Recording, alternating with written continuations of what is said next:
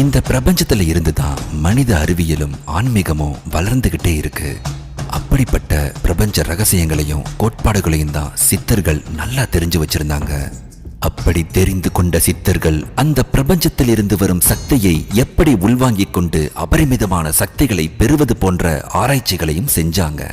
அதோட அடிப்படையில வருடத்தின் சிறந்த ஒரு நாளையும் கண்டுபிடிச்சாங்க. அதுதான் மகா சிவராத்திரி. நீங்க ஒரு சிவபக்தரா இருந்தா இந்த வீடியோக்கு ஒரு லைக் பண்ணிட்டு ஓம் நம சிவாயன்னு கமெண்ட் பண்ணுங்க. இந்த மகா சிவராத்திரியில் கண்விழித்து விரதம் இருக்கணும்னு சொல்லப்படுவது என்னன்னா, நம்முடைய புறக்கண்களை அல்ல, நம் அகக்கண்களை திறந்து விரதம் இருக்கணும். அதாவது சித்தர்களும் நம் முன்னோர்களும் இந்த நாளில் அகக்கண்களை திறந்து அதை தியானத்தோடு நிலைநிறுத்தி பிரபஞ்ச பேராற்றலை நம் உடலுக்குள் நேராக செலுத்தி சிவனோட இரண்டர கலக்க செஞ்சாங்க. சரி,